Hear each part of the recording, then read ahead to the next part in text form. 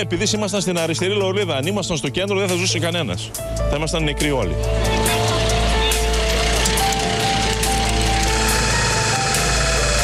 Άρχισαν να γίνονται κάποιες ψιλοκρήξεις στο φορτηγό και μετά επικράτησε χάος. Βλέπουμε πεσμένους ανθρώπους, να τους βοηθήσουν να τους βγάλουν από το αυτοκίνητο. Το φορτηγό πήρε κατευθείαν φωτιά.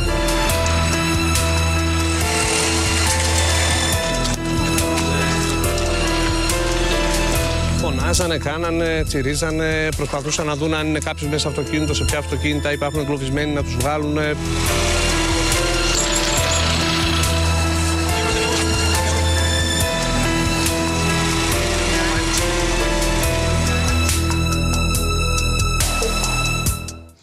Καλησπέρα σας κυρίες και κύριοι. Χάος και πανικός επικράτησε το πρωί στην Εγνατία Οδό μετά και την φωνική καραμπόλα. Πρωτοφανή για τα ελληνικά δεδομένα που σημειώθηκε στον κόμβο της Βέρειας.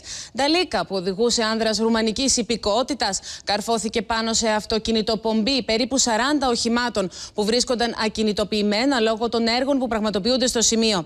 Η Νταλίκα, το προπορευόμενο αυτοκίνητο αλλά και το ΙΟΤΑΧΗ που ερχόταν πίσω της λόγω της σφοδρής σύγκρουσης τυλίχτηκαν στις φλόγες. Ο απολογισμός είναι πραγματικά τραγικός. 5 νεκροί, ένας εκ των οποίων κάηκε ζωντανός και τουλάχιστον 23 τραυματίες, 10 από τους οποίους νοσηλεύονται σε πολύ κρίσιμη κατάσταση. Θα τα δούμε όλα αυτά αναλυτικά σε λίγο για τα νεότερα για την κατάσταση της υγείας των τραυματιών, αλλά και τα πιθανά αίτια του δυστυχήματος με τη βοήθεια του Τίμου Παπαδόπουλου αλλά και του Σταύρου Ιωαννίδη. Να παρακολουθήσουμε πρώτα το αναλυτικό ρεπορτάζ.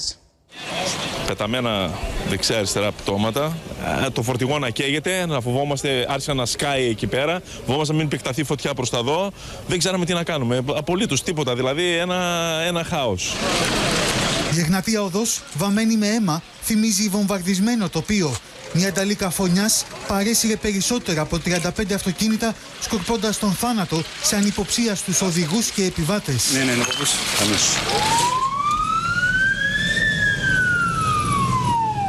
Όλα συνέβησαν λίγο μετά τις 10:30 το πρωί, στον κόμβο της Βέρειας, στο ρεύμα προς Θεσσαλονίκη. Λόγω έργων στο ύψος του χωριού Μέση, τα αυτοκίνητα ακινητοποιούνταν για περίπου 10 λεπτά. Μια νταλίκα όμως δεν προλαβαίνει να φρενάρει και προσκρούει με δύναμη στο τελευταίο ΙΟΤΑΧΗ. Συμπαρασύρει δεκάδες προπορευόμενα αυτοκίνητα. Κάποια τυλίγονται αμέσως στις φλόγες, ενώ ένα ακόμη ΙΟΤΑΧΗ που ερχόταν από πίσω καρφώνεται στην νταλίκα. Και κάποια στιγμή αρχίσαμε να ακούμε σπασίματα, φωνές από πίσω και είδαμε την νταλίκα η οποία ερχόταν με πολύ μεγάλη ταχύτητα. Άρχισε να παρασέρνει ό,τι έβρισκε μπροστά της, πέρασε από όλα αυτά τα αυτοκίνητα, σταμάτησε εκεί και πήρε φωτιά. Η νταλίκα και το πρώτο ΙΟΤΑΧΗ στο οποίο προσέκρουσε άρπαξαν αμέσως φωτιά. Ο οδηγός του αυτοκινήτου κάηκε ζωντανός. 5 νεκροί και περισσότεροι από 23 τραυματίες είναι ο μέχρι στιγμής τραγικός απολογισμός. Είναι μια φοβερή καραμπόλα, άμορφες μάζες οχημάτων. Ενεπλάκησαν σε αυτό το τροχαίο 35 οχήματα, εκ των οποίων 3 είναι νταλίκες. Η μία είναι απανθρακωμένη νταλίκα, ένα ΙΟΤΑΧΗ απανθρακωμένο, στο οποίο μέσα στο ΙΟΤΑΧΗ υπάρχει και απανθρακωμένο άτομο. Άμεσα κατέφτασαν 9 ασθενοφόρα για να μεταφέρουν τους τραυματίες στα νοσοκομεία της Βέρειας και της Θεσσαλονίκης. Και ακούω φωνές και πανικό και γυρίζω πίσω και κοιτάω ένα φορτηγό.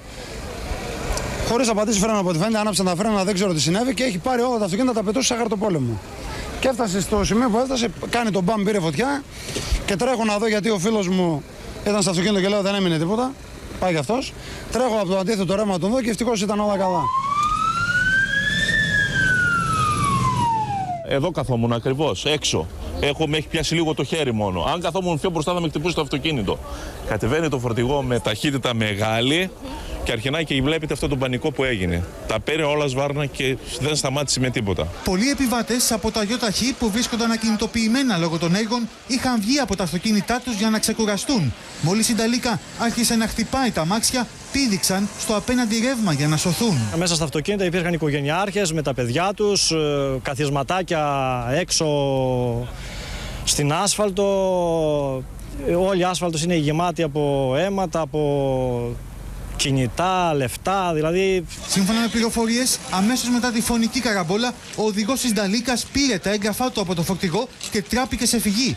Συνελήφθη λίγη ώρα αργότερα σε χωράφια. Είναι Ρουμάνος, ενώ το φορτηγό φέρει βουλγάρικες πινακίδες. Δεν υπήρχε σήμανση γι' αυτό και έγινε αυτό. Ήταν 1-2 άτομα στα 50 μέτρα από το τελευταίο αυτοκίνητο, που λογικό είναι ότι δεν σταματάει κανένα στα 50 μέτρα. Αυτοκίνητο φορτωμένο τώρα δεν σταματάει. Ο οδηγός Νταλίκας υποστήριξε στις αρχές ότι δεν έπιασαν τα φρένα επειδή είχαν ζεσταθεί από τις στροφές, την ώρα που κλιμάκιο εμπειρογνωμόνων ερευνά τα πραγματικά αίτια της τραγωδίας. Αυτόπτες μάρτυρες καταγγέλουν πως δεν υπήρχε τροχέα στο σημείο, ούτε καν πινακίδες πριν τον κόμβο της Βέρειας που να προειδοποιούν για τα έργα. Την ευθύνη της σήμανσης την είχαν αναλάβει δύο εργάτες που προσπαθούσαν με δύο σημαίες να κατευθύνουν τους οδηγούς. Μπαίνοντας μάλλον στην Εγνατία από τον κόμβο της Βέρειας, υπήρχε κάποιος κύριος εκεί πέρα με διακριτικά και με μια σημαία, ο οποίος μας έκανε νόημα για να σταματήσουμε να κόψουμε ταχύτητα. Πραγματικά λίγο παρακάτω και μάλιστα επειδή κόψαμε αρκετά ταχύτητα, μας φώναξε ότι 10-15 λεπτά μια καθυστέρηση περνάνε κάτι καλώδια ΙΔΕΗ. Για πολλές ώρες η κυκλοφορία στην Εγνατία Οδό είχε διακοπεί και στα δύο ρεύματα, με την κίνηση των οχημάτων να γίνεται από παρακαμπτηρίους. Σύνδεση τώρα, κυρίες και κύριοι, με τον ανταποκριτή μας στη Βόρειο Ελλάδα, τον Σταύρο Ιωαννίδη. Σταύρο, μιλάμε για ένα τραγικό δυστύχημα, μια φοβερή καραμπόλα. Έχουμε μια πρώτη εικόνα για τα αίτια. Εύα, σύμφωνα με την προανάκριση που διενεργείται, ο οδηγός της Νταλίκας, ο 39χρονος Ρουμάνος, υποστηρίζει ότι είχε πρόβλημα στα φρένα, γεγονός που οδήγησε σε αυτή την τραγωδία. Μάλιστα, λέει πως από τα διόδια του πολυμήλου είχε σχετική ένδειξη στο ταμπλό του αυτοκινήτου που οδηγούσε και μάλιστα επί 23 χιλιόμετρα προσπαθούσε, όπως είπε, να χαμηλώσει ταχύτητα, πράγμα αδύνατον καθώς ο δρόμος είναι κατηφορικός. Μάλιστα, υποστήριξε στους αστυνομικούς πως τα φρένα μπλόκαραν, υπερθερμάνθηκαν και γι' αυτό το λόγο δεν μπόρεσε να κάνει τίποτα και προσέκρουσε πάνω στα αυτοκίνητα. Να σας πω πως ο 39χρονος κατηγορείται για ανθρωποκτονία από αμέλεια, ενώ συνελήφθη από αστυνομικούς, όχι στο αυτοκίνητο. Προσπάθησε να διαφύγει, όπως είπαν οι μάρτυρες. Αυτό λένε οι πληροφορίες. Ήταν σε κατάσταση σοκ όταν τον εντόπισαν οι αστυνομικοί, τον συνέλαβαν και βέβαια οδηγήθηκε αμέσως στην αστυνομική διεύθυνση.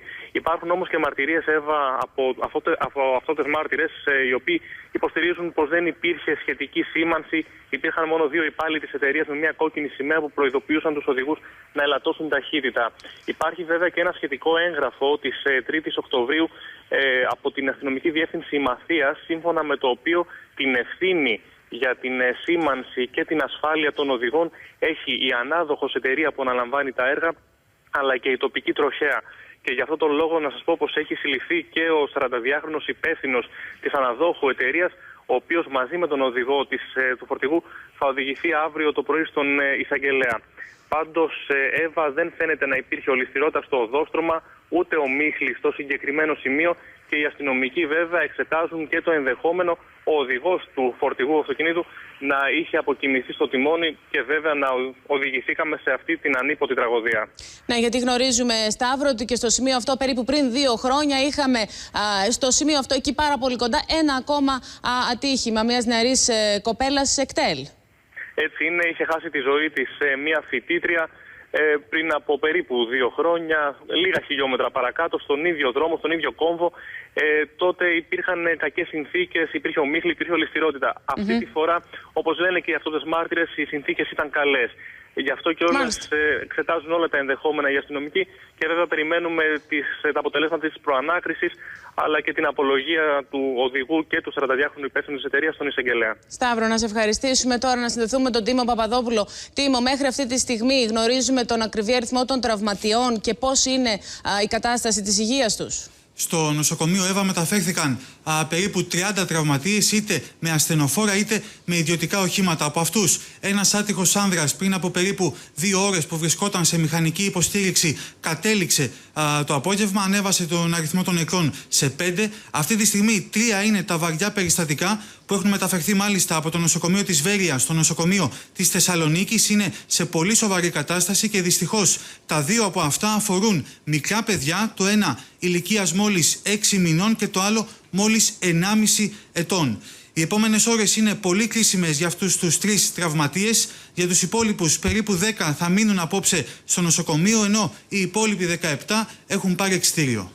Τίμο, να σε ευχαριστήσουμε. Τώρα στην τηλεφωνική μας γραμμή είναι ο κύριος Σωτήρης Ιωάννου, υπεύθυνος του ΕΚΑΒ για τον νομό Ημαθίας. Κύριε Ιωάννου, εσείς φτάσατε από τους πρώτους στο σημείο. Τι ακριβώς αντιμετωπίσατε, τι ακριβώς είδατε? Περιγράψτε μας τις εικόνες. Εμείς φτάσαμε από ήμασταν οι πρώτοι που φτάσαμε στο ατύχημα. Το ατύχημα ήταν τρομακτικό, δηλαδή δύσκολα ξανασυναντάστηκε περίπτωση. Αυτοκίνητα ήταν σε κατάσταση άμορφης μάζας. Άτομα χτυπημένα, νεκροί, απαθρακωμένοι. Στείλαμε όσα αυτοκίνητα είχαμε δύναμη, μεταφέραμε 26 άτομα στο νοσοκομείο στη Βέρεια και 4 περισυλλέξαμε νεκρούς. Μετά διακομιδή από το νοσοκομείο της Βέρειας υπήρχαν διακομιδή για τη Θεσσαλονίκη. Αυτά τα σοβαρά περιστατικά ήταν 6 που μεταφέραμε εμείς στη Θεσσαλονίκη για περαιτέρω νοσηλεία. Ένας είναι από αυτούς που κατέληξε, που είπε προηγουμένως ο ανταποκριτής σας. Είναι πραγματικά λογικό και το σοκ που ακούμε στην φωνή σας. Ας ελπίσουμε να είναι καλά στην υγεία τους όλοι οι τραυματίες που αυτή τη στιγμή δίνουν μάχη με τη ζωή τους. Να σας ευχαριστήσουμε πάρα πολύ.